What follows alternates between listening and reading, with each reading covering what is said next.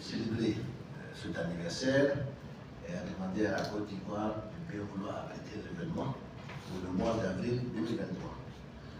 Conformément aux instructions de la République de Côte d'Ivoire, le gouvernement ivoirien a donné son accord.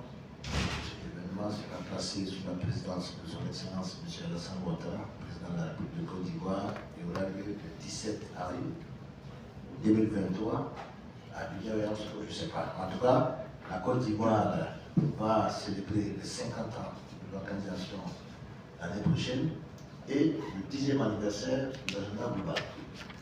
Vous vous souviendrez qu'au sortir de la crise post-électorale en 2010, dans le cadre de la revitalisation du secteur cacaoyer et en vue d'atteindre une durabilité de l'économie cacaoyère mondiale, les membres du Conseil de l'ICCO ont décidé, après les deux tables rondes de Dakar et de Trinité et Tobago, en 2007 et en 2009, d'organiser des conférences mondiales en vue de passer en revue les défis de la cacaoculture mondiale.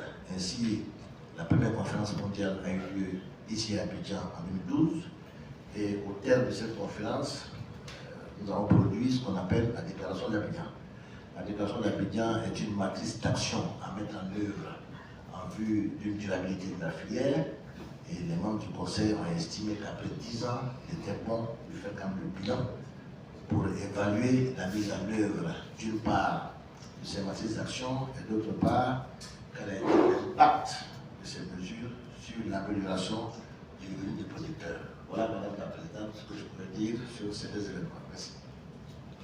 Je voudrais tout d'abord rappeler que la durabilité économique, environnementale ou sociale est très importante pour l'ICCO, et c'est pourquoi nous avons abordé ce thème sous divers angles, effectivement, à nouveau durant ce conseil.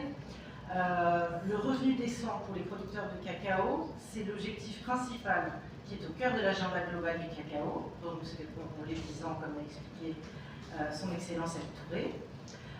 Mais c'est aussi au cœur du plan stratégique quinquennal de l'organisation.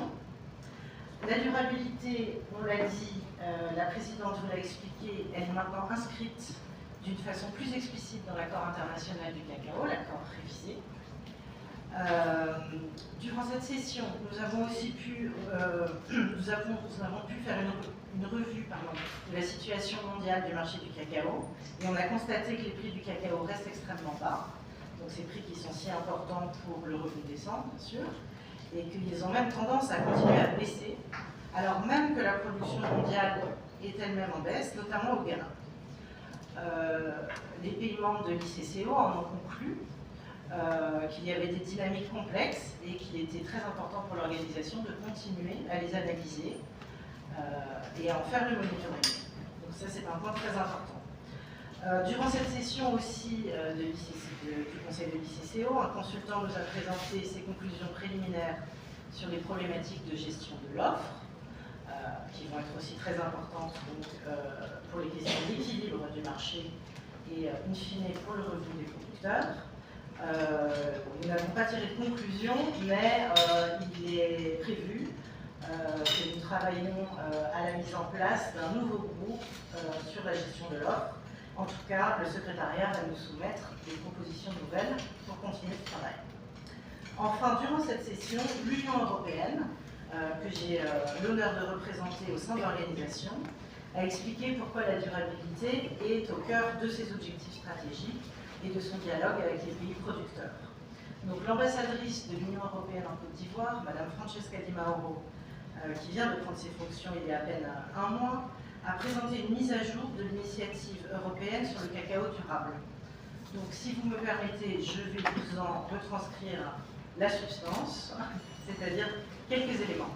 Donc elle a expliqué qu'en juin 2022, la Commission, donc sous l'égide de la Direction Générale pour les Partenariats Internationaux et la DG du Commerce, a organisé un événement de haut niveau sur le cacao durable.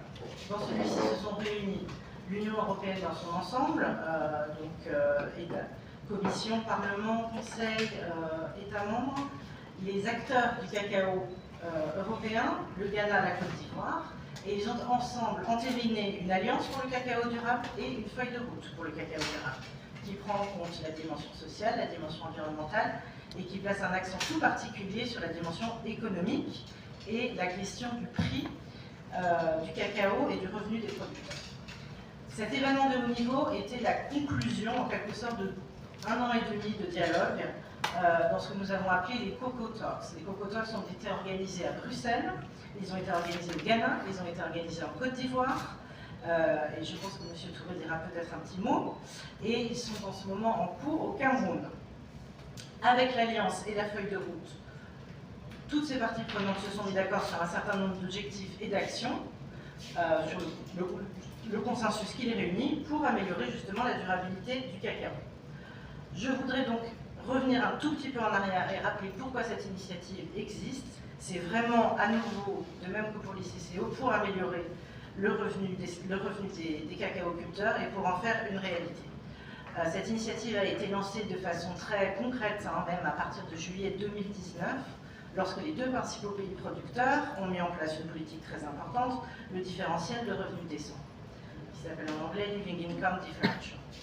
Depuis, nous avons observé un consensus beaucoup plus grand parmi tous les acteurs que je viens de citer, que les prix du cacao actuel n'étaient pas suffisamment élevés pour permettre aux cacaoculteurs d'avoir une vie décente, et que d'assurer ce revenu décent était une précondition pour la durabilité. Donc, sans revenu décent, on ne peut pas avoir de résultats significatifs sur les autres piliers de la durabilité, l'environnement et le social.